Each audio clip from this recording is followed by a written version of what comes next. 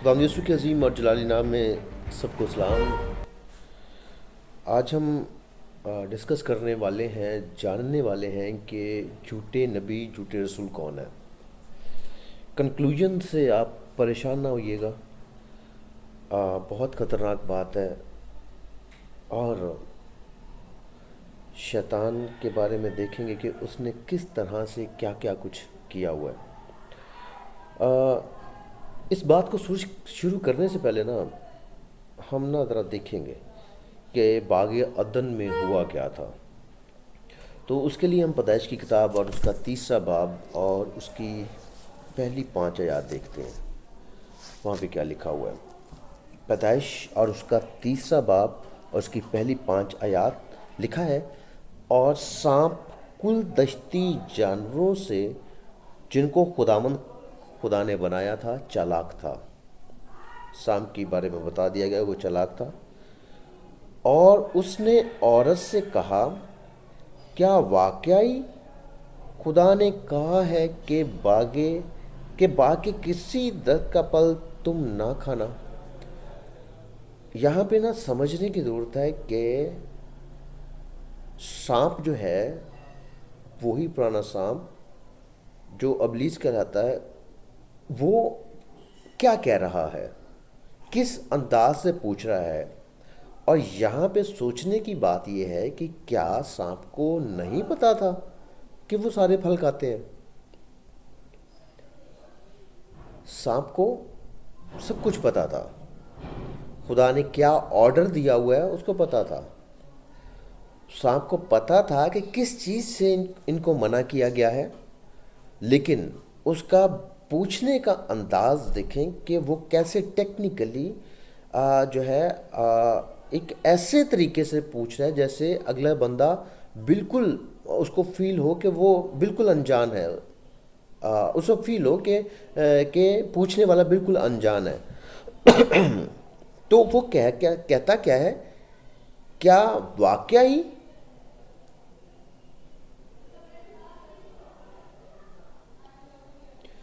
خدا نے کہا ہے کہ باغ کے کسی درخت کا پھل تم نہ کھانا؟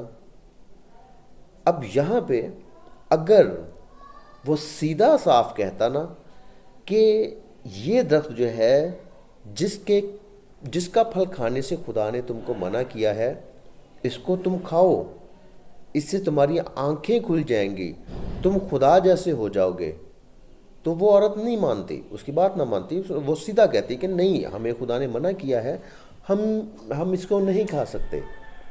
لیکن اس نے اس انداز سے بات کی ہے کہ وہ بات شروع کرے گی، پھر اس کو اس کی باتوں میں پکڑوں گا۔ تو وہ کہتا ہے کہ کیا واقعی خدا نے تمہیں باغ کے سارے درخت پھل کھانے سے منع کیا ہے؟ عورت کیا جواب دیتی ہے؟ عورت نے سانپ سے کہا کہ باغ کے درختوں کا پھل تو ہم کھاتے ہیں، پر جو درخت باغ کے بیچ میں ہے اس کے پھل کی بابت خدا نے کہا ہے کہ تم نہ تو اسے کھانا اور نہ چھونا، ورنہ مر جاؤ گے۔ جیسے ہی سانپ نے عورت سے پوچھا تو عورت کا جواب کیا ہے کہ نہیں، ہم سارے پھل کھاتے ہیں، صرف ایک نہیں کھاتے جو کہ باغ کے درمیان میں ہے، اس کے بارے میں خدا نے کہا ہے کہ اسے تم نہ چھونا اور نہ کھانا، ورنہ تم مر جاؤ گے۔ وہ بتاتی ہے کہ خدا نے منع کیا ہے کہ اس کو چھونا بھی نہیں ہے، اس کو کھانا بھی نہیں ہے، اس کو چھونا بھی نہیں ہے، ورنہ تم مر جاؤ گے۔ اتنی بات کر رہے ہیں، یہ ایک الگ چیز ہے کہ خدا نے ان کو کیا کہا تھا، ہوا نے کیا جواب دیا، یہ ایک الگ ٹاپک ہے، اس پہ ہم بات نہیں کریں گے۔ ہم ان کنورسیشن کو دیکھ رہے ہیں کہ کس طرح سے شیطان نے ہوا کو اپنے جال میں کیا۔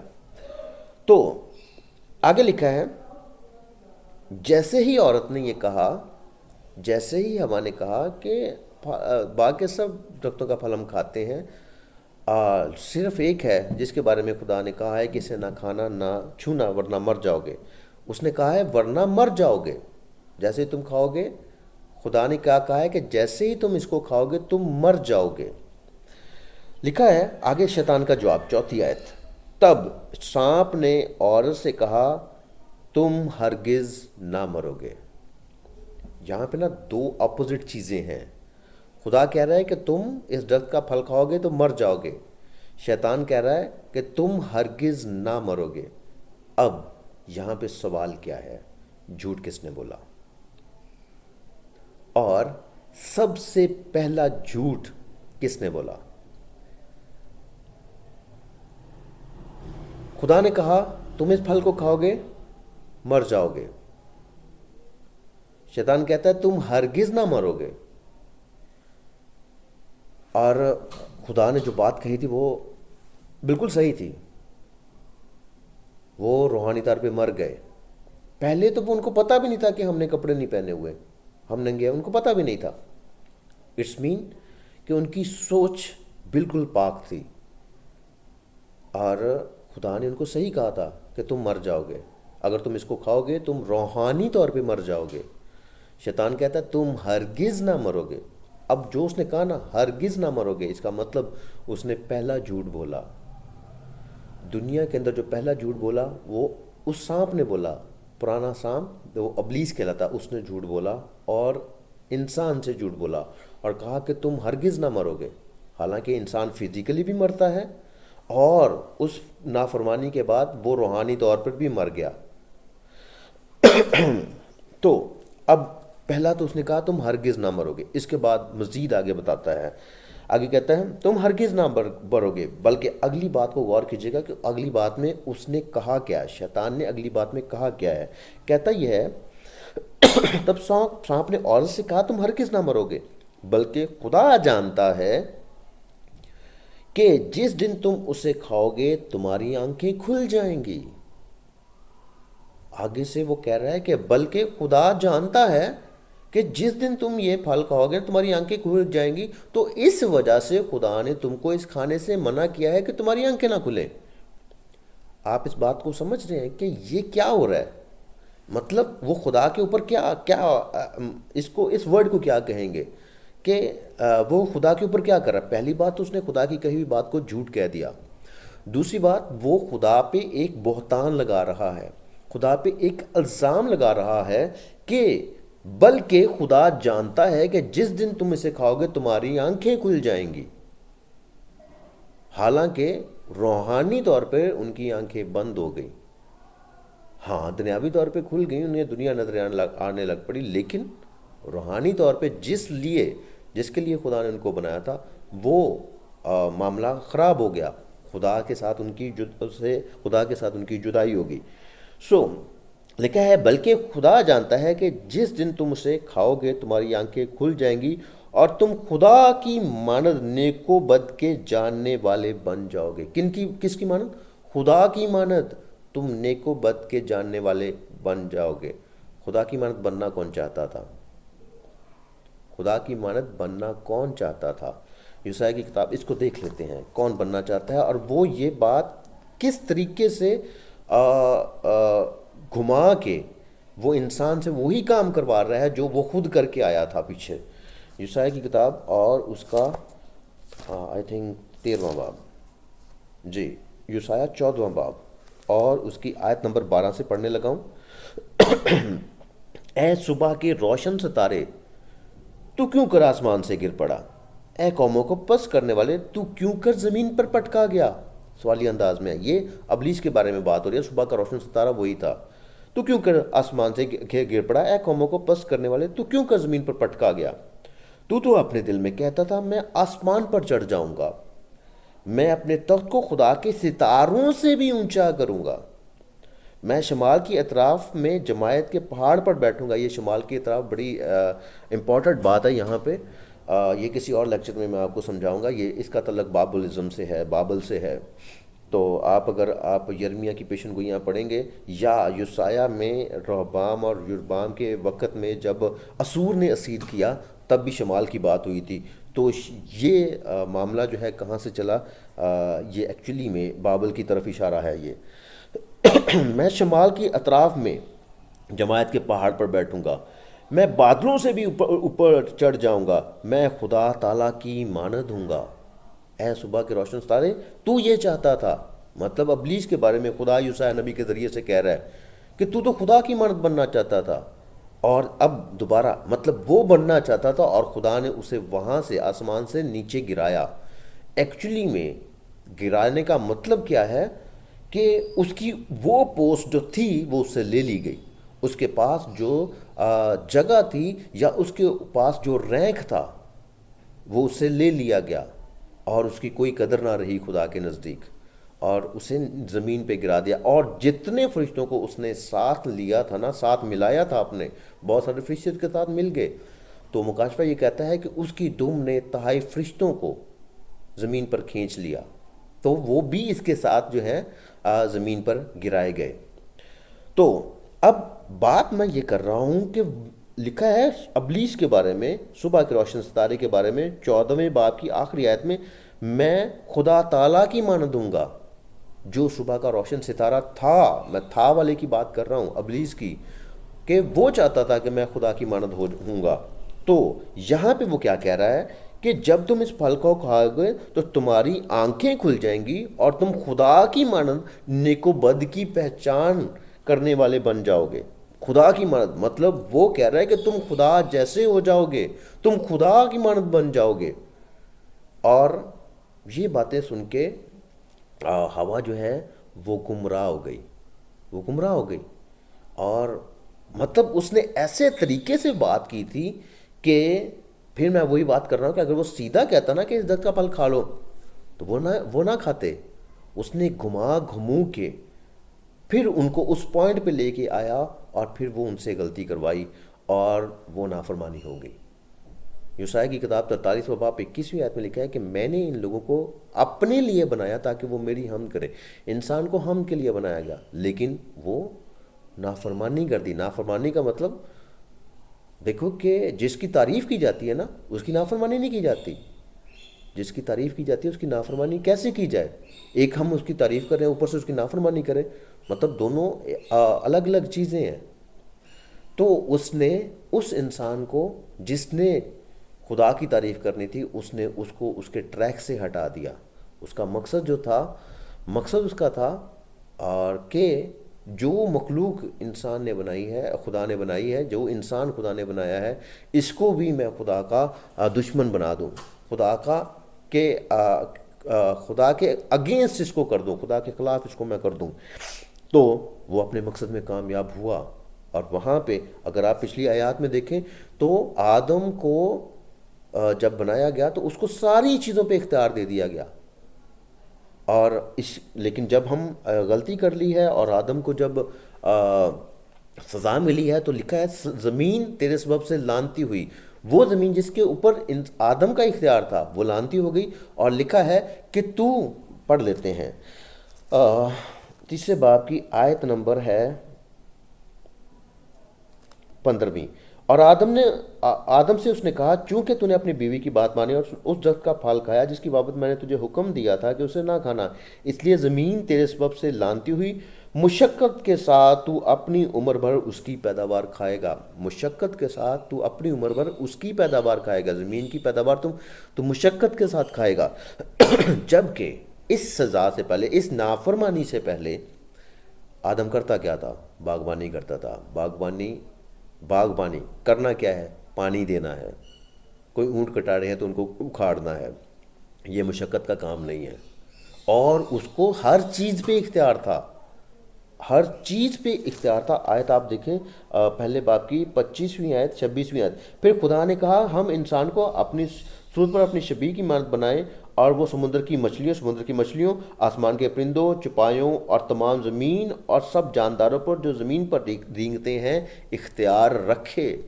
زمین کا سارا اختیار آدم کو دے دیا گیا، جانداروں کا اختیار آدم کو دے دیا گیا، لیکن وہی زمین جو اس کے لیے اگا رہی تھی، وہی زمین اس کے الٹ ہو گئی۔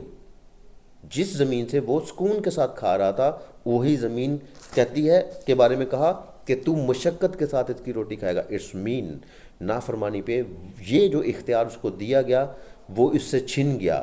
کس نے چھینا؟ اس نے چھینا جس نے ان سے نافرمانی کروائی تھی۔ شیطان نے وہ اختیار ان سے چھین لیا، خدا نے نہیں چھینا، شیطان نے ان سے چھین لیا۔ خدا تو ناراض ہو گیا۔ اور آپ کو یاد ہوگا کہ یسوع مسیح نے جیسے ہی صلیب پہ جان دی تھی، اس نے کنجیاں چھینی تھیں، وہ کچھ کنجیں کس سے چھینی تھی؟ یسوع مسیح نے جیسے ہی جان دی، انسان کا خدا کے ساتھ ملاپ ہو گیا، ہیکل کا پردہ پھٹ گیا، تو یسوع مسیح نے وہ کنجیاں اس سے چھینی، جا کے عالم ارواح میں گیا، وہاں پہ آدم سے لے کر یسوع مسیح تک جتنے بھی مردے تھے ان کو عالم ارواح میں گیا، وہاں پہ جا کے اپنی فتح کا اعلان کیا، ان کو بتایا کہ میں نے تم لوگوں کے لیے اپنی جان دے کے تم لوگوں کو کی قیمت دے دی ہے، میں نے تمہیں چھڑا لیا ہے۔ اور ڈیفینیٹلی ان کو یقین وہ یسوع مسیح پہ ایمان لائے ہوں گے، کیونکہ بائبل کیا کہتی ہے کہ جو کوئی خداوند کا نام لے گا نجات پائے گا۔ تو ان کو لے کر وہ اس ڈاکو کے ساتھ، جس کو اس نے کہا تھا تو آج ہی میرے ساتھ فردوس میں ہوگا، ان روحوں کو لے کے وہ وہاں پہ فردوس میں چلا گیا، اور عالم ارواح کو پھر تالا لگا گیا۔ عالم ارواح کو تالا کیوں لگایا ہے یہ ایک الگ سے ٹاپک ہے، اس میں کچھ فرشتے موجود ہیں جن کو نوح کے زمانہ سے بند کیا ہوا ہے، اور وہ ابھی تک بند ہیں، اور ان کو ایک وقت مقرر ہے تب تک کے لیے ان کو بند کیا گیا ہے۔ اینی ہاؤ، سو یہ اختیار باغ عدن میں ابلیس نے آدم سے چھین لیا، اور وہ اختیار دوبارہ سے یسوع مسیح نے جان دینے پر وہ کنجیاں خریدیں، اور آسمان پہ جاتے ہوئے اپنے شاگردوں کو کہتے ہیں آسمان اور زمین کا کل اختیار مجھے دیا گیا ہے۔ یسوع مسیح اپنی بات کر رہے ہیں، کل کا مطلب سارا اختیار۔ جو لوگ یہ کہتے ہیں نا کہ شیطان کے پاس اختیار ہے، جادو چل سکتا ہے، جادو برحق ہے، تو ان کے لیے یہ آیت ہے کہ خدا ان کو ان کی عقل کے حوالے کر دیتا ہے تاکہ وہ نکمی حرکتیں کریں۔ لیکن میں یہ بتانا چاہتا ہوں، گنتی 23واں باب اس کی 23ویں آیت میں لکھا ہوا ہے کہ یعقوب پہ کوئی افسون نہیں چلتا۔ اس کو دیکھ لیتے ہیں۔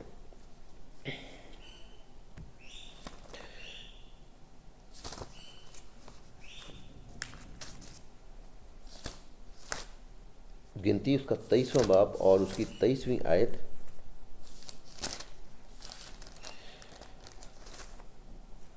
یعقوب پر کوئی افسون نہیں چلتا، نہ اسرائیل کے خلاف فعال کوئی چیز ہے۔ یعقوب کے پر کوئی افسون نہیں چلتا، یعقوب کا مطلب اسرائیل پر کوئی افسون نہیں چلتا، نہ اسرائیل کے لیے فعال کوئی چیز ہے۔ اس کا مطلب کیا کہ اگر یعقوب پہ کوئی افسون نہیں چلتا تو ہم کون ہیں؟ ہم وہ ہیں جن کی قیمت صلیب پہ دی گئی ہے۔ تو جن کی قیمت دے کے نجات دی گئی ہے، شیطان سے نجات دی گئی ہے، اس کے معاملات سے نجات دی گئی ہے، تو ہم پہ افسون کیسے چل سکتا ہے؟ ہماری قیمت دی گئی ہے، ہم پہ شیطان کا کوئی بھی افسون نہیں چل سکتا۔ لیکن یہ آپ کے ایمان پہ ڈیپینڈ کرتا ہے۔ اگر آپ مانیں گے نا کہ ہاں جی شیطان کا یہ جادو چلتا ہے، تو پھر آپ پہ چلے گا۔ آیت میں نے پہلے سے بول دی ہے کہ وہ کہتا ہے کہ وہ ان کو ان کی عقل کے حوالے کر دیتا ہے تاکہ نکمی حرکتیں کریں۔ اور ہاں ایک اور چیز، جب ہم یہ کہتے ہیں نا کہ جادو چلتا ہے تو ہم خدا کی انسلٹ بھی کرتے ہیں۔ اٹس مین کہ جب ہم یہ کہہ رہے ہیں نا کہ جادو چلتا ہے تو پھر ہم یہ کہہ رہے ہیں کہ شیطان کے پاس پاور ہے، وہ کچھ بھی کر سکتا ہے، جب کہ یسوع مسیح نے کہا ہے کہ آسمان اور زمین کا کل اختیار مجھے دیا گیا ہے۔ ہم اس کی پاور کو جھٹلا کے شیطان کی پاور کو ایکسیپٹ کر رہے ہیں۔ تو شیطان تو پہلے ہی چاہتا ہے کہ مجھے خدا مانا جائے، لوگ مجھ سے ڈریں، جب کہ خدا کہتا ہے کہ صرف اس کا خوف مانا جائے، اس سے ڈرا جائے۔ مطلب وہ خدا کی مانند بننا چاہتا ہے کہ تو خدا سے ڈرا جاتا ہے، تو وہ چاہتا ہے کہ انسان مجھ سے بھی ڈرے۔ تو جب انسان شیطان سے بھی ڈر رہا ہے نا، جادو سے بھی ڈر رہا ہے، تو اس مین کہ شیطان اپنے مقصد میں کامیاب ہو رہا ہے۔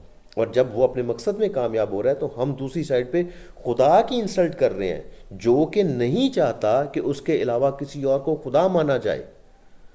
تو جب ہم ایسی بات کرتے ہیں تو ہم خدا کی انسلٹ کرتے ہیں، اور وہ شرمندہ ہوتا ہے ہماری ان باتوں سے۔ یعقوب پر کوئی افسون نہیں چلتا، نہ ہی اسرائیل کے لیے فعال کوئی چیز ہے۔ یہ بات آپ کے لیے بھی ہے، کیونکہ یسوع مسیح نے صلیب پہ جان دے کے، آپ کا فدیہ دے کے، آپ کی قیمت دے کے آپ کو خریدا ہے، اور آپ کو ابلیس ہی تو نجات دی ہے۔ اب آپ سوال کریں گے کہ پھر ہمیں پریشانیاں کیوں آتی ہیں؟ ایمان بغیر اعمال کے مردہ ہے۔ شیطان، میں اس بات پہ آؤں گا کہ شیطان انسان سے غلطی کیوں کرواتا ہے، آدم سے غلطی کیوں کروائی، بلکہ یہیں پہ سمجھ آ جائے گی آپ کو آدم سے غلطی کیوں کروائی۔ آدم سے غلطی اس لیے کروائی کہ خدا ان سے ناراض ہوگا، خدا ان سے ناراض ہوگا تو خدا ان کو سزا دے گا، اور وہ اپنی بات میں کامیاب ہوا، اپنے مقصد میں کامیاب ہوا، اس نے نافرمانی کروائی اور خدا نے ان کو باغ عدن سے نکال بھی دیا، آسان آسائش کی جگہ سے نکال بھی دیا، اور ان سے اختیار بھی چھین لیا، اور ساتھ میں ان کو جب مشقت بھی دے دی، مطلب شیطان اپنے مقصد میں کامیاب ہو گیا۔ سو یہاں پہ میں ایک آیت ایڈ کرنا چاہتا ہوں، اس کو آپ ضرور دیکھ لیں، مکاشفہ کی کتاب اور اس کا 12واں باب۔ یہاں پہ لکھا ہوا ہے 9ویں آیت، اس کو سمجھنے کی کوشش کیجئے گا کہ یہ آیت کیا کہتی ہے۔ اور وہ بڑا اژدہا یعنی وہی پرانسان جو ابلیس اور شیطان کہلاتا ہے اور سارے جہان کو گمراہ کر دیتا ہے، وہی پرانا سانپ جو سانپ اور ابلیس وہی پرانا، اور وہ بڑا اژدہا یعنی وہی پرانا سانپ جو ابلیس اور شیطان کہلاتا ہے، کیا کرتا ہے؟ سارے جہان کو گمراہ کر دیتا ہے۔ اما ہوا کو کیا کیا تھا اس نے باغ عدن میں کیا کیا ہے؟ اس نے گمراہی تو کی ہے، اس نے گھمو کے لے کے آیا کہ نہیں تم لوگوں کی آنکھیں کھل جائیں گی، سیدھا کہتا ہے کہ ایک ان کھا لو وہ پھل لو، انہوں نے نہیں ماننا تھا، اس نے گھما کے لے کے آیا ہے اور اس پوائنٹ تک لے کے آیا ہے کہ ان سے نافرمانی کروائے، اور وہ اپنے مقصد میں کامیاب۔ پوری دنیا کو وہ گمراہ کرتا ہے، اور اس نے پوری دنیا کو مذہب کی آڑ میں گمراہ کیا ہوا ہے۔ اس کے پاس ایک ہی طریقہ ہے، مذہب کی آڑ میں، مذہب کے ذریعے وہ پوری دنیا کو گمراہی کا شکار کیا ہوا ہے۔ آپ کسی بھی مذہب کی گہرائی میں چل جائیں، آپ کو وہاں پہ بابلزم نظر آئے گا، بہت ساری ایسی روایات ملے گی جن کا تعلق خدا سے نہیں ہے، تو وہ گمراہی کہاں سے آئی ہے؟ وہ گمراہی اسی شیطان نے جو ہے بڑے ٹیکنیکلی طریقے سے، بڑے ایسے طریقوں سے لوگوں کو گمراہ کیا ہوا ہے کہ وہ اس سے بھاگ بھی نہ سکیں اور ڈرتے بھی رہیں کہ ہم تو خدا کے لیے کر رہے ہیں، ہم تو مذہب کے لیے کر رہے ہیں، اور مذہب کے لیے لوگ مرنے کے لیے تیار ہو جاتے ہیں، اور وہ مذہب کے ذریعے ہی پوری دنیا کو گمراہ کر رہا ہے۔ اچھا، تو یہاں پہ یہ لکھا ہوا سارے جہان کو گمراہ کرتا ہے، زمین پر گرا دیا گیا۔ اب آپ نوٹ کیجئے گا کہ وہ کرتا کیا ہے، کہاں پہ یہ دوبارہ سے گرایا جائے گا۔ ابھی گرا دیا گیا، آلریڈی وہ گرا دیا گیا ہوا، اس سے وہ پوسٹ لے لی گئی ہے یہ، لیکن یہ دوبارہ سے جب اس کو دوبارہ سے گرایا جائے گا، اس کا مطلب یہ ہے، ایوب کے واقعہ کو آپ ذرا غور کیجئے گا تو کہ وہاں پہ لکھا ہے کہ خدا کے بیٹے آئے اور ان کے درمیان شیطان بھی آیا، اس کا مطلب ہے کہ اس کو اس کی پوسٹ سے گرایا گیا ہے، لیکن ابھی بھی وہ خدا کے پاس آتا جاتا ہے۔ اس آیت سے آپ کو پتہ چلے گا کہ وہ 24 گھنٹے خدا کے پاس رہتا ہے۔ 24 گھنٹے خدا کے پاس کیوں رہتا ہے، اس سے آپ کو پتہ چل جائے گا، اور اس کے فرشتے اس دنیا میں کام کر رہے ہیں، اور وہ کمیونیکیشن کر رہے ہوتے ہیں، اور شیطان کو ساری رپورٹس دے رہے ہوتے ہیں، اور وہ وہاں پہ ان کی امپلیمنٹیشن جو ہوتی ہے وہ پھر آگے خدا کو کے ساتھ ڈسکس کر رہا ہوتا ہے، خدا کو بتا رہا ہوتا ہے۔ یہاں سے دیکھیے گا کیا لکھا ہے، اور اس کے فرشتے بھی اس کے ساتھ گرا دیے گئے۔ پھر میں نے آسمان پر یہ بڑی آواز آتی سنی کہ اب ہمارے خدا کی نجات اور قدرت اور بادشاہی اس کے مسیح کا اقتدار ظاہر ہوا، کیونکہ ہمارے بھائیوں پر الزام لگانے والا جو رات دن ہمارے خدا کے آگے ان پر الزام لگایا کرتا ہے، گرا دیا گیا۔ کیا لکھا ہے؟ جو بھائیوں پر الزام لگایا کرتا ہے، کیا؟ رات دن کتنے گھنٹے، مطلب رات اور دن ملا کے کتنے گھنٹے ہوتے ہیں؟ 24 گھنٹے ہوتے ہیں، تو 24 گھنٹے کا ایک دن ہوتا ہے، تو وہ پورے 24 گھنٹے وہاں پہ بیٹھا ہوا ہے خدا کے پاس۔ اب ہمارے خدا کی نجات اور قدرت اور بادشاہی اور اس کے مسیح کا ایمان ظاہر ہوا، کیونکہ ہمارے بھائیوں پر الزام لگانے والا جو رات دن ہمارے خدا کے آگے ان پر الزام لگایا کرتا تھا، بھائیوں پر رات دن خدا کے آگے جو ہے الزام لگایا کرتا تھا۔ آپ کو بات سمجھ آ رہی ہے کہ وہ کرتا کیا ہے؟ وہ خدا کے پاس بیٹھا ہوا ہے، وہ آپ لوگوں پہ الزام لگاتا ہے۔ الزام، اب آپ کو کیا لگتا ہے؟ ایک الزام ہوتا ہے کہ کسی نے غلطی نہیں کی ہے تو کہا جاتا ہے کہ اس نے یہ کام کیا ہے، وہ ایسا الزام ہے کہ اس نے غلطی نہیں کی ہے لیکن اس پہ الزام لگایا گیا ہے۔ اب آپ کو کیا لگتا ہے کہ خدا کے آگے الزام لگایا جائے تو خدا مان لے گا؟ اب مثال کے طور پہ شیطان خدا کے پاس بیٹھا ہوا ہے، میری شکایت کرے گا، جس کو میری بات ایک یاد رکھیے گا، خدا نے لکھا ہوا ہے، بائبل میں لکھا ہوا ہے کہ جس کو وہ بیٹا بنا لیتا ہے اس کو تنبیہ بھی کرتا ہے. تو مجھے اگر خدا نے بیٹا بنایا ہے تو مجھے کب تنبیہ کرے گا؟ مجھے تب تنبیہ کرے گا نا جب مجھے ضرورت ہے. جب میں اس ٹریک پہ چل رہا ہوں تو مجھے کیا ضرورت ہے خدا کو تنبیہ کرنے کی؟ جب میں ٹریک سے اتروں گا تو پھر وہ مجھے تنبیہ کرے گا. اس کا مطلب ہے کہ ٹریک سے کب اتروں گا؟ جب مجھ سے غلطی ہوگی. جب مجھ سے غلطی ہوئی، میں ٹریک سے اتر گیا، اب اس نے ٹریک پہ واپس لانا ہے تو مجھے تنبیہ کرے گا. تو شیطان کرتا کیا ہے؟ شیطان مجھے ٹریک سے اتارتا ہے، ہم میں سے ہر ایک کو ٹریک سے اتارتا ہے. کیسے اتارتا ہے؟ باغ عدن کی طرح، جیسے اس نے اما ہوا کو ڈسٹریکٹ کر کے، اس کو گمراہ کر کے اس سے غلطی کروائی، اسی طرح انسان سے وہ غلطی کرواتا ہے. کیوں کرواتا ہے؟ تاکہ وہ خدا کے حضور میرے اوپر الزام لگا سکے کہ ابھی اس عاشر نے تو فلانی غلطی کی ہے، تو اس کو برکت دینے لگا ہے. تو کیا ہوتا ہے کہ ایمان بغیر اعمال کے مردہ ہے. امال وہ عمل ہو گیا نا، مجھ سے غلطی ہو گئی، اب کیا ہو گیا؟ وہاں پہ بیریئر آ گیا. اب خدا، اگر میں نے غلطی نہیں کی ہوگی، خدا وہاں پہ دیکھیں کہ وہ شیطان جب الزام لگائے گا نا تو خدا، میں نے ابھی پہلے کہا کہ خدا پہلے چیک کرے گا کہ ہاں جی غلطی ہوئی بھی ہے کہ نہیں، ہمارا سب کچھ لکھا جا رہا ہے. تو اگر غلطی کی ہوگی تو پھر خدا انصاف کا خدا ہے، اور انصاف کا کہتا ہے کہ غلطی کی ہے تو پھر سزا ملنی چاہیے. تو اس کا مطلب یہ ہے کہ میں نے غلطی کی ہے تو میں پھنس گیا وہاں پہ، اور مجھے اس غلطی تک کون لے کے آیا؟ اب غلطی وہ کیسے کرواتا ہے، میں آپ کو اس بڑے آسان الفاظ میں ایک چیز سمجھانے لگا ہوں. آپ عورت ہیں یا آپ مرد ہیں، آپ سوئے ہوئے ہیں، آپ تھکے ہوئے ہیں، آپ سونا چاہتے ہیں، آپ کے بچے، یہ ایک آسان سی مثال دینے لگا ہوں جو بڑی آسانی کے ساتھ آپ کو سمجھ آ جائے گی.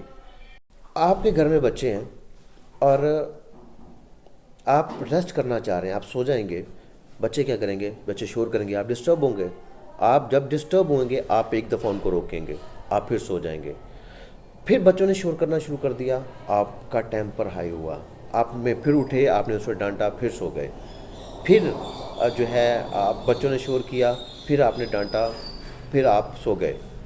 آپ کتنی دیر تک برداشت کریں گے؟ ایک پوائنٹ ایسا آئے گا کہ آپ اٹھ کے ان کو گالیاں دینا شروع کر دیں گے. لکھا ہے غصہ تو کرو مگر گناہ نہ کرو. آپ وہاں پہ اگر سٹک کا استعمال کر لیں، بائبل کہتی ہے کہ سٹک کا استعمال کرو، چھڑی کا استعمال کرو، ممکن ہے کہ تب غلطی نہ ہو. لیکن سٹک سے پہلے اگر آپ نے گالی نکال دی ہے تو کیا مسٹیک ہو گئی ہے نا؟ اس پوائنٹ تک کون لے کے آیا ہے؟ ایسے حالات کس نے پیدا کیے ہیں کہ آپ سے غلطی ہو؟ تو اس طرح سے شیطان جو ہے انسان سے غلطی کرواتا ہے تاکہ غلطی ہوگی تو پھر وہ الزام لگائے گا. تو جب الزام لگائے گا تو وہ اپنے مقصد میں کامیاب ہو جائے گا، کیونکہ وہ ہماری برکتیں نہیں چاہتا ہے، وہ ہماری خوشحالی نہیں چاہتا ہے. وہ نہیں چاہتا ہے کہ انسان خوشحال ہو، کیونکہ انسان خوشحال ہوگا تو وہ خدا کو یاد کرتا رہے گا. ہاں، وہ بھی خوشحال ہوتے ہیں جو مکمل طور پہ شیطان کے ہوتے ہیں.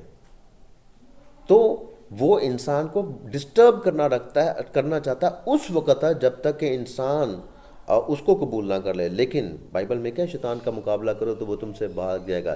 اسی طرح جب آپ بار بار وہ آپ کو آ کے تنگ کرے گا، آپ کو اس پوائنٹ پہ لا کے چھوڑے گا کہ جہاں پہ آپ غلطی کریں، اور اس وقت آپ مقابلہ کر رہے ہیں کہ میں نے غلطی نہیں کرنی، اور آپ اپنے آپ کو ضبط کر رہے ہیں، آپ اپنے آپ کو روک رہے ہیں. تو کیا ہوا؟ تو شیطان جو ہے نا ان دا اینڈ وہ بھاگ جائے گا کہ یہ بہت سخت دل ہے، یہ میری چالوں کو سمجھ جاتا ہے، سو یہ غلطی نہیں کرے گا.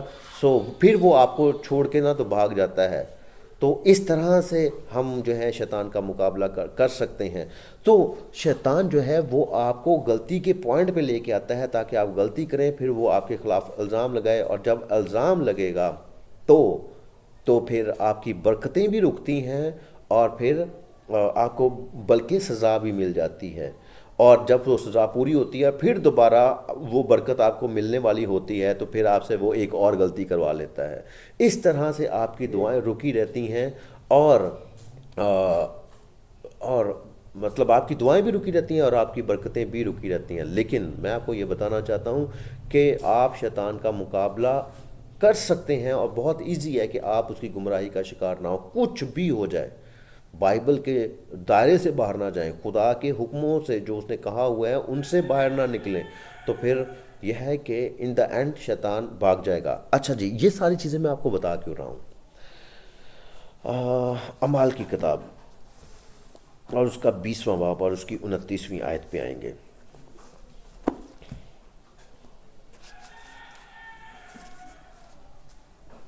یہاں پہ یوں لکھا ہوا ہے، میں یہ جانتا ہوں کہ میرے جانے کے بعد پھاڑنے والے بھیڑیے تم میں آئیں گے جنہیں گلہ پر ترس نہ آئے گا۔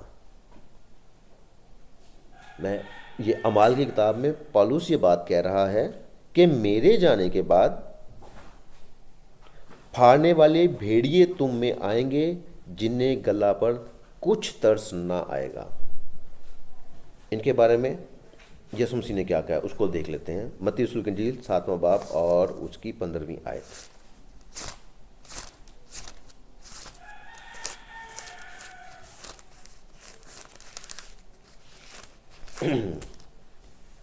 یہاں پہ یوں لکھا ہے، جھوٹے نبیوں سے خبردار رہو جو تمہارے پاس بھیڑوں کے بیس میں آتے ہیں مگر باطن میں پھاڑنے والے بھیڑیے ہیں۔ یسوع مسیح نے لٹرلی بالکل صاف انداز میں کہہ دیا، جھوٹے نبیوں سے ہوشیار ہو۔ نبی وہ ہوتا ہے جو نبوت کرتا ہے، جو خدا کی بات کو ڈلیور کرتا ہے انسان کو۔ تو خادمین مطلب وہ بھی ان کا بھی وہی کام ہے کہ خدا کی بات کو پاک روح کی رہنمائی میں ڈلیور کرتے ہیں، لیکن یسوع مسیح نے پہلے سے کہہ دیا، جھوٹے نبیوں سے خبردار رہو جو تمہارے پاس بھیڑوں کے بیس میں آتے ہیں، بھیڑوں کے بیس میں آتے ہیں لیکن مگر باطن میں اندر سے پھاڑنے والے بھیڑیے ہیں۔ بھیڑیا کون ہوتا ہے؟ بھیڑیا وہ ہے جو بھیڑوں کا شکار کرتا ہے۔ اور شکار کون کرتا ہے؟ شکار کے بارے میں آپ کو پیدائش اور اس کے 10ویں باب میں آپ کو ایک آیت ملے گی جہاں پہ نمرود کے لیے لکھا ہوا ہے کہ نمرود خداوند کے آگے، نمرود سا شکاری سورما، یہ خداوند کے آگے وہ ایک شکاری سورما ہوا ہے۔ خداوند کے آگے، خداوند کے شکاری سورما تو انسان ایک شکاری ہوتا ہے اور سورما ہوتا ہے، وہ انسانوں میں ہوتے ہیں، لیکن خداوند کے آگے وہ کیوں لکھا ہوا ہے؟ اس نے کیا ایسا کیا ہے؟ اس نے وہاں پہ آپ کو سب کو پتا ہوگا کہ نمرود نے بابل کا برج بنایا۔ بابل کا برج کیوں بنا رہا تھا؟ وہ وہاں پہ لکھا ہوا ہے کہ اس کی چوٹی آسمان تک پہنچائے، ہم ایک شہر بنائیں اور اس کی چوٹی جو ہے وہ آسمان تک پہنچائے۔ کیوں پہنچائیں؟ تاکہ ہم وہاں پہ اپنا نام کریں۔ پہلے کس کا نام تھا؟ پہلے تو خدا کا نام تھا۔ تو وہاں پہ نمرود کے ذریعے سے پھر وہی کام ہو رہا ہے کہ خدا کا مقابلہ کیا جا رہا ہے۔ انسان کے ذریعے کیا کیا گیا؟ انسان کو اس کی جگہ سے ہٹا کے اس سے حکومت چھین لی گئی اور اس خدا کے مقصد کو جو ہے وہ خراب کر دیا، اور جو انسان کو خدا نے بنایا تھا کہ اس کی حمد کرے گا، وہ اس نے نافرمانی کروا دی اور جدائی ہو گئی۔ اب اس کے بعد نمرود کے زمانہ میں کیا ہوا کہ پھر وہ خدا کا مقابلہ کیا جا رہا ہے۔ اس وقت پھر خدا نے مختلف طریقوں سے انسان کے ساتھ بات چیت کرنے کی کوشش کی، ملن کرنے کا کوشش کیا اور اس جدائی کو ختم کرنے کی کوشش کی، لیکن وہ نہ ہو سکی۔ تو نمرود جب آیا، اس نے کیا کیا؟ آلریڈی باپ دادا بتا رہے ہوں گے، نوح کے زمانہ میں نوح کو خدا کا پتہ تھا، خدا نے نوح کو بچایا تھا، تو وہ بات جو ہے نمرود کو پتہ تھی۔ مطلب نمرود تیسری یا چوتھی پیڑھی پہ نمرود ہے، تو نوح نے اپنے بیٹے کو بتایا، بلکہ اس کے بیٹے کو پتہ تھا، ان کے بیٹوں کو خدا کا پتہ تھا، ان بیٹوں نے اپنے بیٹوں کو بتایا ہوگا، اور اس کے بعد یہ پیڑھی آ گئی، ان کو پتہ تھا خدا کا۔ تو وہاں پہ یہ لکھا ہوا ہے، نمرود کہتا ہے کہ ہم وہاں پہ لکھا ہوا ہے کہ وہاں پہ فیصلہ کیا کہ ہم ایک شہر بسائیں، اس کی چوٹی آسمان تک پہنچے تاکہ ہم وہاں پہ اپنا نام کریں۔ سو خداوند کے نام کو چھوڑ کے اپنا نام کیا جا رہا تھا، اور یہ بات خدا کو بری لگی، اور خدا نے ان کے درمیان میں زبانوں کو بدلا، اور پھر وہ پوری دنیا میں پھیلے۔ پوری دنیا میں کس چیز کو لے کے گئے؟ اس کا مطلب یہ ہے کہ وہ جہاں پہ تھے، بابل کے ملک میں تھے، سنار کے ملک میں تھے، بابل شہر میں تھے، تو ان کے ایک اپنے ٹریڈیشنز تھے، اور اگر وہ خدا کا مقابلہ کر رہے ہیں تو اس کا مطلب ہے کہ ان کی روایات بھی خدا کے خلاف ہوں گی۔ تو وہاں پہ پھر اپنی زبانوں کو لے کے وہ پوری دنیا میں پھیل گئے۔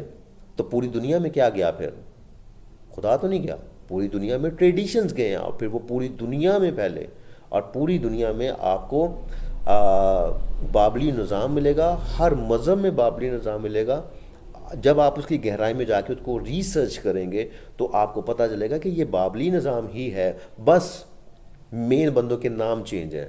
تو وہ ہم جیزس کو یسوع بھی کہتے ہیں، جیزس کو عیسیٰ بھی کہا جاتا ہے، ایشور بھی کہتے ہیں، تو ہر زبان میں ہر نام جو ہے وہ مختلف ہے۔ تو پھر اس وہی ٹریڈیشن جو بابلی تھے، جب ان کی زبانیں بدلی گئیں تو وہ بھی نام چینج ہوئے۔ اور آج آ کے اگر آپ ارتمس دیوی کو دیکھ لیں جو یونان کی تھی، اگر آپ اس کی گہرائی میں جائیں گے تو آپ کو ارتمس پتہ چلے گا کہ ارتمس تو استارات کی دیوی کو کہا جاتا ہے، وہی سارا کچھ جو استارات کی دیوی کے لیے کیا جاتا، وہی سارا کچھ اسی کے لیے کیا جاتا تھا۔ سو یہ چیزیں جب آپ ان کی گہرائی میں جائیں گے تو آپ کو ایک مذہب ملے گا جو بابلزم ہے۔ اور بابلزم کس کا مذہب ہے؟ بابلزم شیطان کا مذہب ہے، جس نے خدا کے اگینسٹ، خدا کے خلاف اپنا نام کرنے کی کوشش کی بابل کے زمانہ میں، نمرود کے زمانہ میں۔ یہاں پہ یسوع مسیح یہ کہہ رہے ہیں، نبیوں سے، جھوٹے نبیوں سے خبردار ہو جو تمہارے پاس بھیڑوں کے بھیس میں آتے ہیں مگر باطن میں پھاڑنے والے بھیڑیے ہیں۔ باطن میں پھاڑنے والے بھیڑیے کیسے ہیں؟ کیونکہ ان کی تعلیم غلط ہے۔ ایون کہ یسوع مسیح متی رسول کی انجیل اس کے 15ویں باب اور اس کی آیات کو میں آپ کے سامنے پڑھ دیتا ہوں۔ یہاں پہ یوں لکھا ہوا ہے،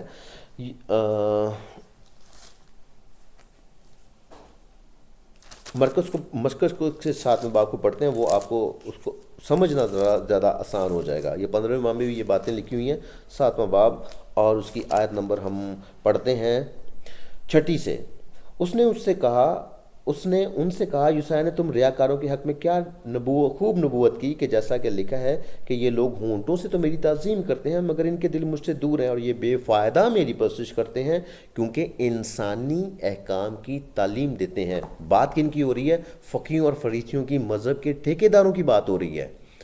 مذہب کے ٹھیکیدار، وہ سے سوال جو آپ کرنے آئے ہیں، تو یسوع مسیح ان کو کہہ رہے ہیں کہ یہ لوگ ہونٹوں سے تو میری تعظیم کرتے ہیں۔ ان کے بارے میں خدا نے کہا ہے یوسایا کے ذریعے کہ یہ لوگ ہونٹوں سے تو میری تعظیم کرتے ہیں مگر ان کے دل مجھ سے دور ہیں، اور یہ بے فائدہ میری پرستش کرتے ہیں کیونکہ انسانی احکام کی تعلیم دیتے ہیں۔ بابلی احکام کون سے تھے؟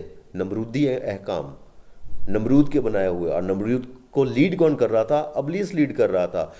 انسانی احکام کی تعلیم دیتے ہیں۔ مذہب کے ذریعے ان احکامات کو جن کا خدا کے ساتھ تعلق نہیں ہے ان کو گھسایا گیا مذہب کے اندر، اور بابلی مذہب ہر مذہب کے اندر جو ہے وہ ہے۔ اور یہاں پہ آگے مزید پڑھیں گے 8ویں آیت، اور تم کیونکہ انسانی احکام کی تعلیم دیتے ہیں تم خدا کے حکم کو رد کر کے آدمیوں کی روایت کو قائم رکھتے ہو۔ اور اس نے ان سے کہا کہ تم اپنی روایت کو ماننے کے لیے خدا کے حکم کو بالکل رد کر دیتے ہو۔ یسوع مسیح نے بڑی تفصیل کے ساتھ، بڑی زور دے کے یہ بات کہی ہے کہ تم اپنی روایت کے اتنے پکے ہو کہ تم کو اگر خدا کا حکم توڑنا پڑے تو وہ توڑ دیتے ہو، لیکن اپنی روایت نہیں چھوڑتے ہو۔ یہ صرف یہودیوں کی بات ہو رہی تھی، لیکن کرسچینٹی کو دیکھ لیں، کسی بھی مذہب کو دیکھ لیں، آپ کو بہت ساری ایسی چیزیں ملیں گی جن کا خدا کے ساتھ تعلق نہیں ہے۔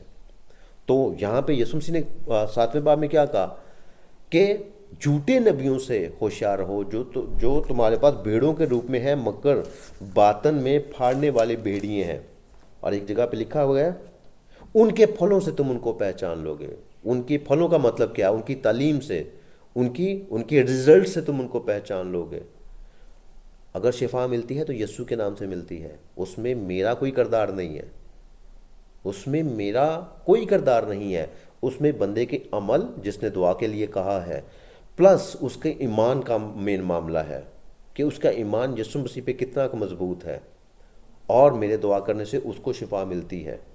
اس میں پھر میں کہہ رہا ہوں کہ میرا کوئی کردار نہیں ہے، کسی بھی پادری کا کوئی کردار نہیں ہے، وہ ہر بندے کے اپنے عمل اور ایمان اس کا کردار ہے، اور اس وجہ سے معجزات ملتے ہیں۔ اگر بائبل میں لکھا ہے کہ جو یہ کہتے ہیں وہ کرو لیکن جو یہ کرتے ہیں وہ نہ کرو، اور اس کے لیے پھر قاعدہ بتا دیا ہے کہ اس کے لیے ایک آیت میں پڑھ دیتا ہوں، اس سے آپ کو زیادہ سمجھ آ جائے گی۔ 7वां बाब, मत्ती 7वां बाब और उसकी 21वीं आयत में लिखा है, जो मुझसे ए खुदाउंद कहते हैं उनमें से हर एक आसमान की बादशाही में दाखिल ना होगा। अब देखें, सारी क्रिश्चियनिटी ए खुदाउंद कर रही है। जो मुझसे ए खुदाउंद कहते हैं उनमें से हर एक ये मैं सिर्फ क्रिश्चियनिटी का नाम समझाने के लिए ले रहा हूँ। जो मुझसे ए खुदाउंद कहते हैं उनमें से हर एक आसमान की बादशाही में दाखिल ना होगा। आगे ही जवाब है, मगर वही जो मेरे आसमानी बाप की मर्जी पर चलता है। यहाँ पे यीशु मसीह ने वाज़िह तौर पर कह दिया कि जो आसमानी बाप की मर्जी पर चलता है। और आसमान की बाप की मर्जी रवायात नहीं है, इंसानी रवायात नहीं है।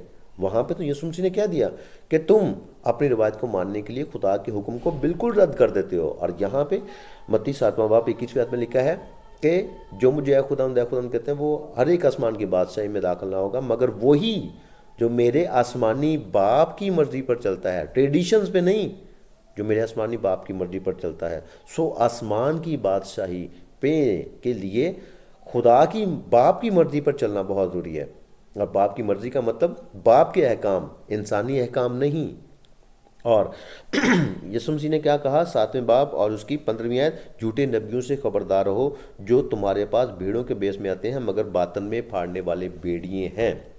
मतलब वो लोग तालीम आपको मज़हब के ज़रिए ही दे रहे होते हैं, लेकिन ऐसी तालीम दे रहे होते हैं जिनका खुदा के साथ तल्लक नहीं है। मिसाल के तौर पर अगर मैं आपको कहूँ कि आप क्रिसमस में के दिनों में नमरूद को एंजॉय करते हैं, नमरूद को मना रहे होते हैं, तो ये आपके लिए बड़े ख़तरनाक बात है। मतलब आप एकदम से शॉक हो गए हैं इस बात को सुन के कि ये मैंने क्या कह दिया।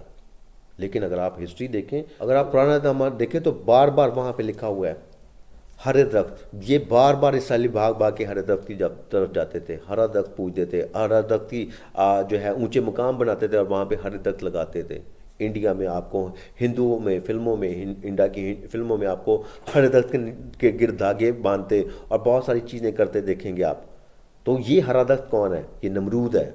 हिस्ट्री से आपको पता चलेगा कि नमरूद उसे एवरग्रीन ट्री कहा जाता है। और वो कैसे तरीके से वो जो है मज़हब में इंसर्ट किया गया। और खुदा ने कहा है कि जो मुझे खुदावंद कहते हैं उनमें से हर एक आसमान की बात सही है। हर एक दरख्त के तो खिलाफ इतने सारे बातें खुदा ने कही हुई हैं।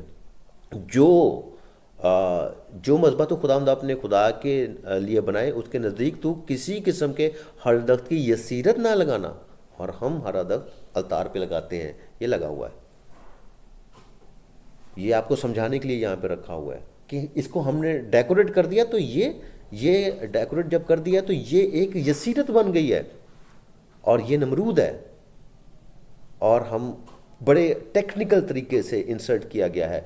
अब स्टार बड़े टेक्निकल तरीके से जो है इंसर्ट किया गया है कि वो तो मजूसी सितारे को जो है ना सितारे की रहनुमाई में आए थे, तो इसलिए ये हम सितारा लगाए हैं। लेकिन अगर आप अमाल की किताब देखें तो वहाँ पे लिखा हुआ है कि तुम तो रफ़ान के सितारे को लिए फिरते थे। ये आयत मैं आपके सामने रखता हूँ ताकि आपको पता चले कि ये किस तरीके से जो है इसको इंसर्ट किया गया है मज़हब के अंदर। और ये सारा कुछ जो है ये शैतान ने किया हुआ है, क्योंकि मज़हब के ज़रिए ही वो अपनी बात को मनवा सकता है। तो अमाल और उसका 7वां बाब और उसकी आयत नंबर 42 है, बल्कि तुम मोलक के खैमा और रिफान देवता के तारे को लिए फिरते थे। ये हम अमाल की किताब पढ़ रहे हैं, अमाल की किताब पढ़ रहे हैं कि और ये पुराने वक़्त की बात हो रही है। कौन से वक़्त की? जब ये 40 वर्ष वो मिस्र से निकलने के लिए बियाबान में रहे हैं, उस वक़्त की बात हो रही है। उस वक़्त से तारे को पूजा जा रहा है। उस वक़्त तो यीशु मसीह पैदा भी नहीं हुआ था। आयत नंबर 42 पढ़ने लगा हूँ। पस खुदा ने मुंह मोड़कर उन्हें छोड़ दिया कि आसमानी फ़ौजों को पूजें, आसमानी फ़ौजों को पूजें। चुनाचे नबियों की किताब में लिखा है, ऐ इस्राएल के घराने, क्या तुमने बियाबान में 40 वर्ष मुझको ज़बीहे और कुर्बानियाँ गुजारनी?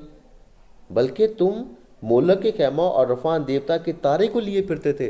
वो तारा उस वक़्त से है जब ये मिस्र से बाहर निकले हैं, और मुमकिन है कि ये मिस्र से लेके आए हों उस देवता को। और मिस्र में देवता ये कहाँ से आया? ये बाबुल से ये मिस्र में गया। मतलब اس بت پرستی کا آغاز لٹرلی جو ہوا ہے، واضح طور پہ جو ہوا ہے، وہ نمرود سے ہوا اور پھر وہ پوری دنیا میں پھیلا۔ آگے چلتے ہیں۔ افسیوں کے نام پولس رسول کا خط اور اس کا 30واں باب اور 9ویں اور 10ویں آیت، بڑی مشکل سی آیت ہے یہ، اس کو تھوڑا تھوڑا کر کے سمجھتے ہیں۔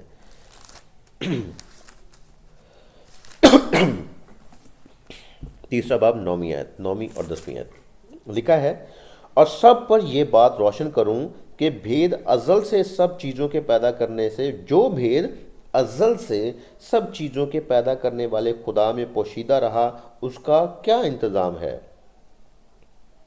تاکہ اب کلیسیا کے وسیلے سے خدا کی طرح طرح کی حکمت ان حکومت والوں اور اختیار والوں کو جو آسمانی مقاموں میں ہیں معلوم ہو جائے۔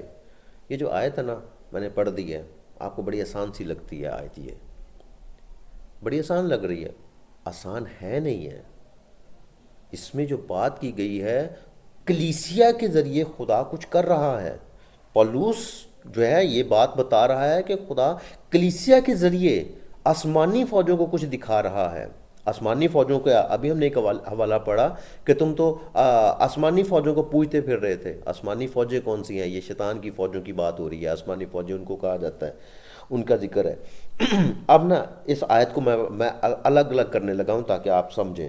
اور سب پر یہ بات روشن کروں، پولس کہہ رہا ہے کہ میں سب پہ یہ بات روشن کروں کہ جو بھید ازل سے، ایک ایسا راز جو شروع سے ہے، کیا راز ہے؟ ازل سے سب چیزوں کے پیدا کرنے والے خدا میں، ازل سے سب چیزوں کے پیدا کرنے والے خدا میں، یعنی کہ جو بھید خدا میں، ہم ان چیزوں کو میں اسکپ کر رہا ہوں جو کہ کنفیوز کر رہی ہیں، میں یہ بات روشن کر اور سب پر یہ بات روشن کروں کہ جو بھید ازل سے خدا میں پوشیدہ رہا، جو بھید ازل سے خدا میں پوشیدہ رہا، اس کا کیا انتظام ہے وہ آپ کو میں بتانا چاہتا ہوں۔ یہاں پہ پولس یہ بات کہہ رہا ہے، تاکہ اب کلیسیا کے وسیلہ سے، کس کے وسیلہ سے؟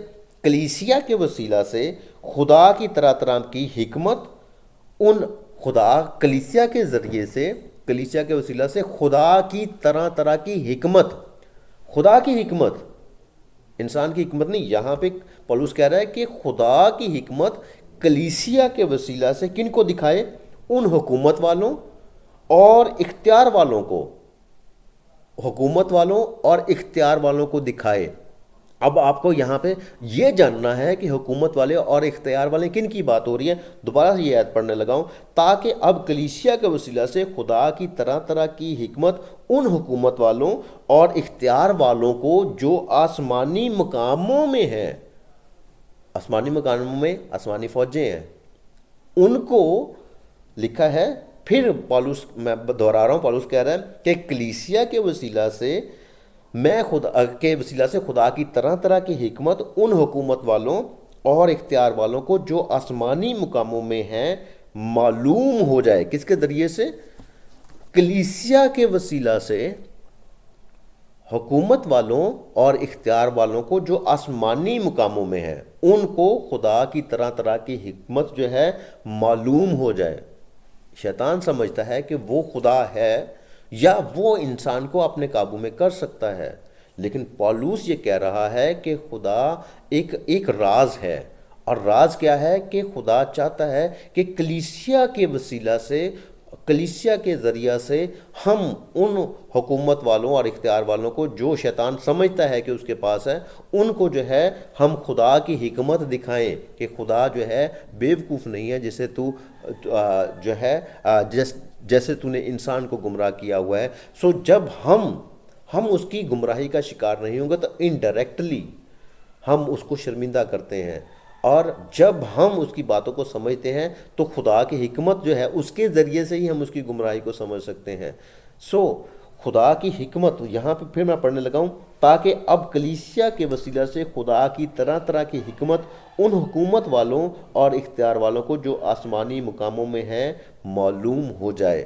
سو اس آیت کو افسیوں 30واں باب، اس کے نام پولس رسول کا خط ہے، 30واں باب اور اس کی 9ویں اور 10ویں آیت میں पौलुस रसूल इफिसियों की कलीसिया को सजेशन दे रहा है, उनको बता रहा है। दूसरा तिमोथियस चौथा बाब और उसकी तीसरी आयत पढ़ते हैं, क्या लिखा हुआ है।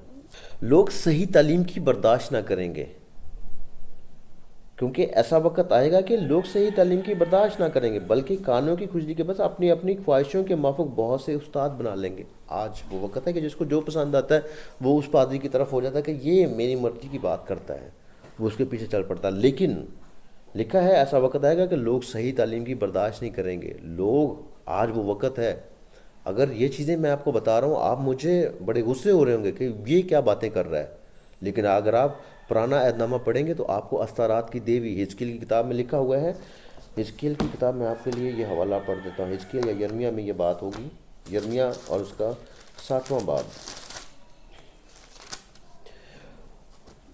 खुदा जो है ना, यिर्मयाह को सजेशन दे रहा है, कह रहा है, वार्न कर रहा है, बस तू इन लोगों के लिए दुआ ना कर और इनकी आवाज़ से आवाज़ बुलंद ना कर और मुझसे मिन्नत और शफायत ना कर, क्योंकि मैं तेरी ना सुनूंगा। यिर्मयाह को खुदा कर इन्हें वास्ते दुआ ना कर, मैं नहीं हूँ सुननी तेरी। क्या तू नहीं देखता कि वो यहूदा के शहरों में और यरूशलेम के कूचों में क्या करते हैं? मतलब तेनू नज़र नहीं आंडे कि करते फिरते ने। ये इस तरीके से खुदा यिर्मयाह से बात कर रहा है। आप अगर उर्दू के ग्रामर के मुताबिक इनको पढ़े ना, तो मैं आपको पंजाबी में जो बोल के बता रहा हूँ, ये इस तरह से कन्वर्सेशन हो रही है खुदा की और यिर्मयाह की। आगे लिखा है, बच्चे लकड़ी जमा करते हैं और बाप आग सुलगाते हैं और औरतें आटा गूंथती हैं, ताकि आसमान की मलका के लिए रोटियां पकाएं और गैर माबूदों के लिए तपावन तपाकर मुझे गजब ना करें। तो आसमान की मलका कौन थी? अस्तारात की देवी थी, नमरूद की बीवी अस्तारात की देवी। और यहाँ पे तपावन तो खुदा के लिए तपाया जाता था, यहाँ पे गैर माबूदों के लिए तपावन तपाया जा रहा है। तो वो क्या कहता है कि तुझे नज़र नहीं आता कि ये यहूदा के शहरों में, जो मेरा शहर है, जो मेरा इलाका है, जो इस्राइल मेरी जगह है, मेरे लोगों की जगह, वहाँ पे ये मेरे ही लोग क्या कर रहे हैं। ये वो चीज़ें हैं जो कि हम करते आ रहे हैं और हम कंटिन्यूसली इसलिए कर रहे हैं कि ये तो इनका तल्लुक तो मज़हब के साथ है, इनका तल्लुक तो खुदा के साथ है। लेकिन यीशु मसीह ने मत्ती 5:7वां बाब और उसकी 21वें में साफ कह दिया कि जो मुझे खुदावंद कहते हैं उनमें से हर एक आसमान की बादशाह में दाखिल ना होगा, मगर वही जो मेरे आसमानी बाप की मर्जी पर चलता है। आसमानी बाप की मर्जी और ट्रेडिशन, ये दोनों अपोजिट चीज़ें हैं, इनको समझना बहुत ज़रूरी है। इसके बाद अगली आयत देखते हैं ज़रा।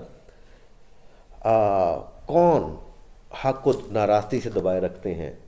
रोमियो पहला बाब और उसकी 18वीं आयत। रोमियो के नाम पौलुस रसूल का खत है, पहला बाब और उसकी 18वीं आयत। यहाँ पे यूँ लिखा हुआ है, क्योंकि खुदा का गज़ब उन आदमियों की तमाम बेदीनी और नाराज़गी पर आसमान से ज़ाहिर होता है, जो हक को नाराज़गी से दबाए रखते हैं। क्योंकि खुदा का गज़ब उन आदमियों की तमाम बेदीनी, आदमियों की तमाम बेदीनी नहीं, बेदीनी, इसका मतलब वो दीन से हट के है। दीन के उल्ट होगा तो बेदीनी है ना। तो खुदा का जो बेदीनी करते हैं, जो बेदीनी में है, उन पे खुदा का गज़ब होगा। और वो क्या करते हैं? जो हक को नाराज़गी से दबाए रखते हैं। दूसरा तिमोथियस 3 बाब और उसकी 12वीं और 13वीं आयत पढ़ते हैं। वो ये आयत क्या कहती हैं? दूसरा तिमोथियस 3 बाब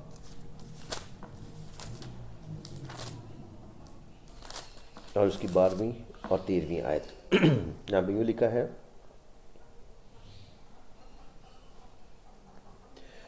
बल्कि जितने मसीह यस्सु में दीनदारी के साथ ज़िंदगी गुजारना चाहते हैं, जितने मसीह यस्सु में दीनदारी के साथ ज़िंदगी गुजारना चाहते हैं, जितने गुजारना चाहते हैं, उनके साथ क्या होगा? वो सताए जाएंगे। समझ आ रही है आपको?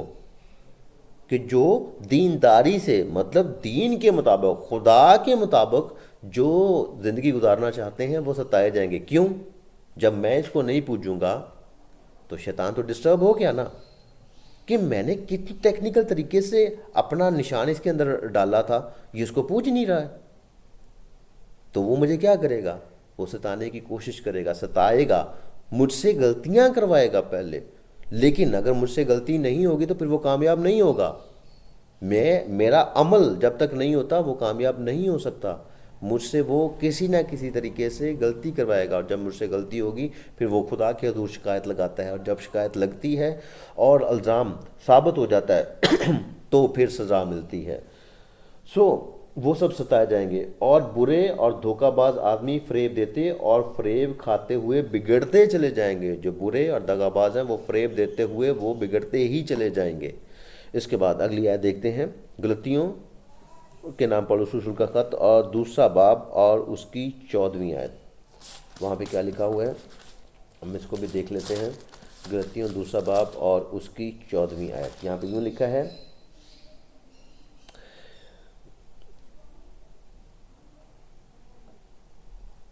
ہاں دوسرا باب چوتھی آیت، دوسرا باب چوتھی آیت ہے، اور یہ ان جھوٹے بھائیوں کے سبب سے ہوا جو چھپ کر داخل ہو گئے ہیں اور چوری سے گھس آئے ہیں، تاکہ اس آزادی کو جو ہمیں مسیح یسوع میں حاصل ہے جاسوسوں کے طور پر دریافت کر کے ہمیں غلامی میں لائیں۔ ہمارے اندر جو ہے ایسے بھائی داخل ہو چکے ہیں جو کیا کر رہے ہیں، یہ ان جھوٹے بھائی جو جھوٹے ہیں، جھوٹے کا مطلب وہی باطن میں پھاڑنے والے بھیڑیے ہیں جو جھوٹی تعلیم دیتے ہیں، یہ ان کی بات کر رہے ہیں۔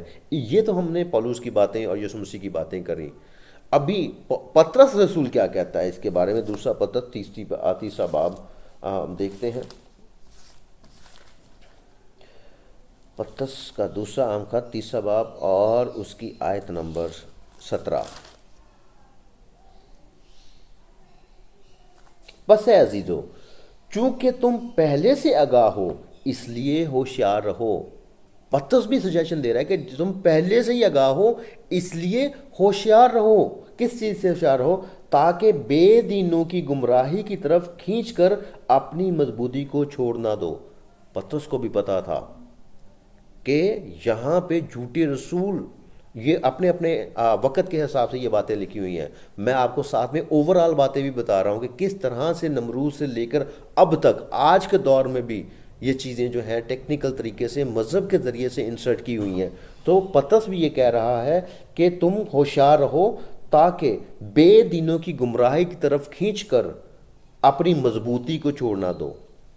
اس کے بعد اگلی آیت دیکھیں گے ذرا، دوسرا کرنتیوں 11واں باب اور اس کی 12 سے 15 آیت تک پڑھیں گے۔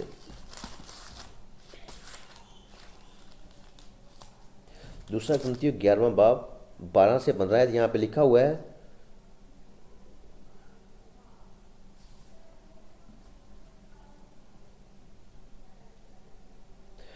لیکن جو کرتا ہوں وہی کرتا رہوں گا تاکہ موقع ڈھونڈنے والوں کو موقع نہ دوں، بلکہ جس بات پر وہ فخر کرتے ہیں اس میں بھی ہم ہی جیسے نکلیں۔ امپورٹنٹ آیت میں پڑھنے لگا ہوں، کیونکہ ایسے لوگ جھوٹے رسول اور دغا بازی سے کام کرنے والے ہیں اور اپنے آپ کو مسیح کے رسولوں کے ہم شکل بنا لیتے ہیں۔ آج جتنی بھی ٹریڈیشنل تعلیم دینے والے ہیں، مطلب ہے تو وہ مسیحی ہیں نا، یا اپنے مذہب کے وہ ٹھیکیدار ہیں نا، تو کر کیا رہے ہیں، وہ ایسے ہم شکل بن کے اوریجنل تعلیم سے ہٹ کے تعلیم دے رہے ہیں جو کہ انسانوں کی بنائی ہوئی ہے۔ اپنے آپ کو مسیح کے رسولوں کے ہم شکل بنا لیتے ہیں، اور کچھ عجب نہیں کیونکہ شیطان بھی اپنے آپ کو نورانی، وہ پولس کہہ رہا ہے کہ اس میں کوئی یہ عجیب بات نہیں ہے کہ وہ اگر رسولوں کے ہم شکل بن جاتے ہیں، کیونکہ وہ کہتا ہے کیونکہ کچھ عجب نہیں، کیونکہ شیطان بھی اپنے آپ کو نورانی فرشتہ کا ہم شکل بنا لیتا ہے۔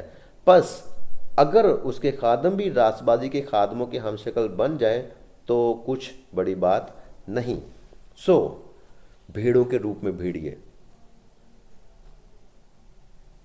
اور خادم بن کے وہ تعلیم دیتے ہیں جو کہ جس کا خدا کے ساتھ دور دور تک کوئی تعلق نہیں ہے، ٹریڈیشنل تعلیم دے رہے ہیں، ایسی تعلیم دے رہے ہیں جو کہ پرانے عہد نامہ میں واضح طور پر بتاتی ہے کہ یہ خدا کے قانون کے خلاف ہے۔ تو پھر یہ ساری چیزیں آپ کو میں بتا کیا رہا ہوں کہ اگر کوئی غلط تعلیم دے رہا ہے تو وہ پھر کیا سچا رسول ہے یا سچا نبی ہے یا وہ سچا خادم ہے؟ جھوٹے رسول، میں آپ کو بتا رہا ہوں کہ جھوٹے نبی اور جھوٹے رسول ہے کون ہے۔ آپ کو میری امید ہے کہ یہ باتیں سمجھ آ رہی ہوں گی کہ وہ لوگ جو غلط تعلیم، جو ٹریڈیشنل تعلیم دے رہے ہیں، ایکچولی میں جھوٹے نبی اور جھوٹے رسول وہ ہیں جو خدا سے ہٹ کے انسانوں کی بنائی ہوئی تعلیم جو ہے وہ دے رہے ہیں۔ دوسرا کرنتیوں 11واں باب اور اس کی 12ویں آیت، یہاں پہ نا وہاں کے ان کے درمیان میں فزیکلی پولوس کے زمانہ میں ایسا ہو رہا تھا، تو فزیکلی وہ بھی عبرانی تھے اور وہ بھی یہی تعلیم، وہ بھی تعلیم دے رہے تھے، لیکن وہ ٹریڈیشنل تعلیم تھی، وہ خدا سے ہٹ کے تھی۔ تو وہاں پہ بحث و مباحثہ ہوتا ہے اور وہاں پہ پولوس کو اپنے آپ ثابت کرنا پڑتا ہے، اور وہ ثابت کرتے ہوئے لوگوں کو، اور وہ ٹریڈیشنل تعلیم کو لوگ زیادہ مان رہے ہیں، تو وہاں پہ پولوس کو بتانا پڑتا ہے۔ یہاں پہ 22ویں آیت، کیا وہی عبرانی ہے؟ میں نہیں ہوں۔ وہ پولوس کہتا ہے میں بھی عبرانی ہوں۔ اس کے بعد وہ کہتا ہے کیا وہی اسرائیلی ہیں؟ میں نہیں ہوں۔ مطلب وہ کہتا ہے کہ میں بھی اسرائیلی ہوں، میں بھی اسی خدا کا ماننے والا ہوں۔ کیا وہی ابراہیم کی نسل سے ہیں؟ میں بھی ہوں۔ وہ کہتا ہے کہ میں بھی ہوں، ابراہیمی کی نسل سے ہوں۔ کیا وہی مسیح کے خادم ہیں؟ میرا یہ کہنا دیوانگی ہے، میں زیادہ تر ہوں۔ جن کی بات وہ لوگ کر رہے تھے نا کہ وہ خادم تو یہ کہتا ہے، وہ خادم تو وہ کہتا ہے، وہ پادری تو یہ تعلیم دیتا ہے، وہ پادری تو وہ کہتا ہے، پولوس کہتا ہے کہ میں زیادہ مسیح کا خادم ہوں۔ اور پھر وہ کہتا ہے میں زیادہ تر ہوں، محنتوں میں زیادہ۔ وہ کہتا ہے اپنے بارے میں بتاتا ہے کہ میں کس طرح سے زیادہ ہوں، محنتوں میں زیادہ، قید میں زیادہ، وہ قید بھی اس نے زیادہ کاٹی ہے، کوڑے کھانے میں حد سے زیادہ، وہ کہتا ہے کہ میں نے حد سے زیادہ کوڑے کھائے ہیں۔ پھر وہ کہتا ہے بار بار موت کے خطروں میں رہا ہوں۔ وہ کہتا ہے کہ میں اس تعلیم کو، سچی تعلیم کو پہنچانے کے لیے بار بار خطروں میں رہا ہوں۔ پھر وہ کہتا ہے میں نے یہودیوں سے، کن سے؟ یہودیوں سے، رومیوں سے نہیں۔ وہ کہہ رہا ہے کہ میں نے یہودیوں سے 5 بار ایک کم 40 کوڑے کھائے۔ کیوں یہودیوں سے کھائے؟ کیونکہ سچی تعلیم دیتا تھا اور وہ ٹریڈیشنل تعلیم کو مانتے تھے اور وہ سچی تعلیم کو ایکسیپٹ نہیں کرتے تھے، اس لیے وہ کہہ رہا ہے کہ میں نے یہودیوں سے 5 دفعہ ایک کم 40 کوڑے کھائے ہوئے ہیں، اسی سچی تعلیم کی وجہ سے۔ پھر وہ کہتا ہے 3 بار مجھے بیعت لگے ہیں، 3 بار بیعت لگے، 1 بار سنسار کیا گیا، وٹے مارے گئے انہوں، سنسار کر کے جب وٹے مارے جاتے ہیں تو یہ مار کے وٹے، پتھر مار کے مار دیتے ہیں انسان کو، لیکن یہ پتہ نہیں کیسے بچا ہوگا۔ کہتا ہے 1 بار سنسار کیا گیا، 3 مرتبہ جہاز ٹوٹنے کی بلا میں پڑا، 3 دفعہ۔ اب یہ جو پچھلے کام تو وہ تو انسانوں نے کر دیے، جہاز ٹوٹا ہے 3 بار۔ اسے سمجھ آ رہی ہے کہ میں یہ جہاز کیوں 3 دفعہ ٹوٹا ہے؟ وہ 1 دفعہ جا رہا ہوگا، سچی تعلیم دینے جا رہا ہے نا، اس نے سفر کیے ہیں۔ 3 دفعہ جہاز ٹوٹے کی بنا میں پڑا ہے۔ جہاز ٹوٹتا ہے تو کیا ہوتا ہے؟ لوگ مرتے ہیں، اور اگر کنارے پہ نہیں پہنچ پائیں گے تو وہ سمندر کے اندر غرق ہو جائیں گے۔ 3 دفعہ جہاز ٹوٹنے کی بلا میں پڑا، اور آگے یہ چھوٹی بات نہیں ہے جہاز کا ٹوٹنا، 3 دفعہ جہاز ٹوٹیا ہوئے، اور جہاز کو یہاں تک پہنچانے میں کس کا ہاتھ ہوگا؟ وہی مین بندہ جو باغ عدن سے انسان کے پیچھے پڑا، جس نے باغ عدن سے بھی پہلے خدا کا مقابلہ کیا آسمان کے اوپر، اور اسے وہاں سے اس سے وہ پوست چھینی گئی، اس کو گرایا گیا۔ یہ اس کا کام ہوگا۔ اور آگے لکھا ہے 1 رات دن سمندر میں کاٹا، 1 رات دن سمندر میں کاٹا۔ کیسے کاٹا ہوگا؟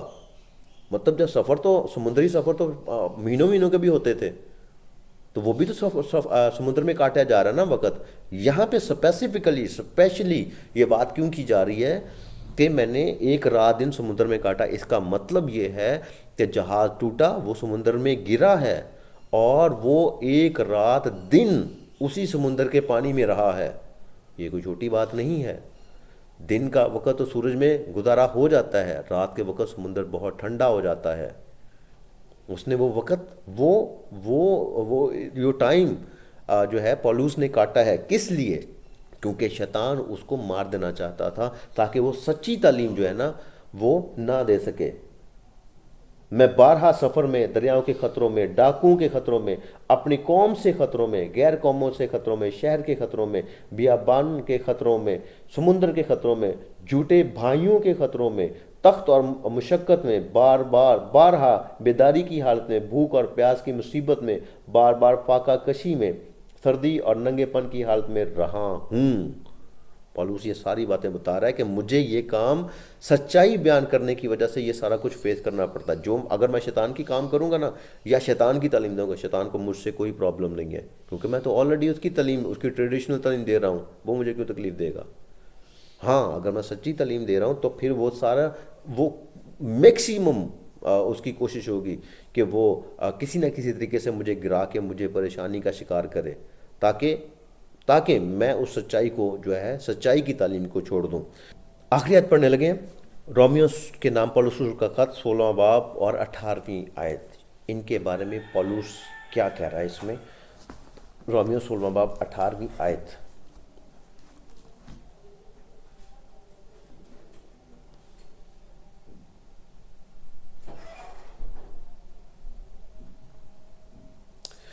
क्योंकि ऐसे लोग हमारे खुदावंद मसीह की नहीं बल्कि अपने पेट की खिदमत करते हैं और चिकनी चुपड़ी बातों से सादा दिलों को बहकाते हैं।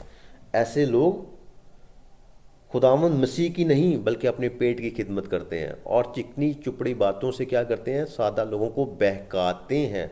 शैतान ने हवा को क्या किया था? बहकाया था, गुमराह किया था। तो अगर ये कर रहे हैं तो काम तो सेम वही कर रहे हैं जो शैतान कर रहा है। सो सो बहुत ज़रूरी है, बहुत ज़रूरी है कि झूठे नबियों से होशियार रहें। बाइबल को ध्यान से पढ़ें, बाइबल को गौर से पढ़ें। आप कब जब भी बाइबल पढ़ते हैं आप गौर कीजिएगा, जब आप बाइबल पढ़ना स्टार्ट करते हैं तो आप एक आधी लाइन आपकी समझ में आती है, उसके बाद पूरा बाब आप पढ़ जाते हैं, आपको पता नहीं चलता कि आपने क्या पढ़ा है, और एंड हो जाता है और आखिरी लाइन आपको पता चलती है कि हाँ जी, जब आप इख्तिताम करने वाले होते हैं तो आपको पता चलता है कि अब एंड हो रहा है। दरमियान में क्या है पता ही नहीं चला, क्योंकि शैतान आपको डिस्ट्रैक्ट फ़ौरन करता है कि इनको कलाम की नहीं पता चलना चाहिए कि खुदा ने क्या कहा है। अगर ये उसका पता चल जाएगा, उसके बारे में सोचेंगे तो इनको खुदा का पता चल जाएगा। और खुदा ने इस दुनिया में हमको इतना मसरूफ़ किया हुआ है कि हम हमेशा हमको मसरूफ़ रखता है ताकि हम खुदा को ना सोचें, खुदा के कलाम को ना सोचें। अगर कलाम को सोच लिया, उसके बारे में सोचना शुरू करें कि ये आयत ऐसे क्यों है, तो आपको खुदा का पता चल जाएगा, आपको असल चीज़ का पता चल जाएगा। और शैतान नहीं चाहता कि आपको असल पता चले। सो मुझे उम्मीद है कि आपको ये बातें समझ में आई होंगी और आप झूठे नबियों से बचने की कोशिश करेंगे। और मुझे उम्मीद है कि आपको ये भी समझ आ गया होगा कि असल में झूठे नबी कोई आने वाला नहीं है। झूठे नबी वो ही हैं जो झूठा कौन, झूठा किसे कहते हैं? जो गलत तालीम देता है, जो झूठ बोलता है, जो झूठ की तालीम देता है, वो झूठा नबी। वो चाहे मैं हूँ, वो चाहे कोई भी है, जो भी गलत बात कर रहा होगा, जो कि खुदा के अहकाम के अगेंस्ट है, जो भी बंदा वो खुदा के कलाम के अगेंस्ट, खुदा के हुक्मों के अगेंस्ट बात कर रहा है, तो वो झूठा है, तो वो झूठा नबी भी है। वो चाहे मैं हूँ, कोई भी है, उसकी जो भी झूठी बात कर रहा है वो झूठा नबी है, झूठा खादम है। तो वो अगर वो खुदा से रिलेटेड बात नहीं कर रहा, खुदा के मुताबिक बात नहीं कर रहा, तो वो क्या है? वो झूठा खुदा का खादम है। और पौलुस ने कह दिया कि वो पेट के खादम है, चिकनी चपड़ी बातों से बहकाते हैं, लोगों से पैसा खींचते हैं और सच्चाई क्यों नहीं बताते हैं कि अगर हमने सच्चाई बता दी, अवाम, हमारे लोग जो हैं वो नाराज़ हो जाएंगे। क्योंकि सदियों से जो तालीम लेते आएंगे, अगर हम सच्चाई बताएंगे तो ये हमसे नाराज़ हो जाएंगे, उनको समझाना मुश्किल है। तो मुमकिन है कि छोड़ जाएं। मेरे चर्च में बहुत सारे लोग जो हैं छोड़ चुके हैं, और जो नए आते हैं वो इसको बर्दाश्त नहीं कर पाते हैं और वो छोड़ जाते हैं। लेकिन जो बर्दाश्त करते हैं, जो कि कलाम के बारे में सोचते हैं कि हाँ जी सच्चाई तो कलाम में लिखी हुई है, मैं अपने बात से तो बातें नहीं कर रहा हूँ, मैंने तो सब कुछ कलाम में से बताया। तो जो कलाम को समझ जाते हैं वो फिर कलाम को समझ के खुदा को जान जाते हैं, और फिर वो बाइबल को उस तरीके से पढ़ते हैं जैसे खुदा ने हमको कहा है कि हम बड़े जाँफशानी से। यशुआ को क्या कहा? यशुआ को कहा शरीयत की ये किताब तेरे मुंह से ना हटे, बल्कि तुझे दिन और रात इसी का ध्यान हो। ध्यान का मतलब बड़ी बड़ी बहुत बड़ा राज है ये। ध्यान का मतलब गौर खौज, आपको पता हो कि आपने कलाम में क्या लिखा है और किस तरह से लिखा है, तो तभी तुझे इकबालमंदी की राह नसीब होगी और तू खूब कामयाब होगा।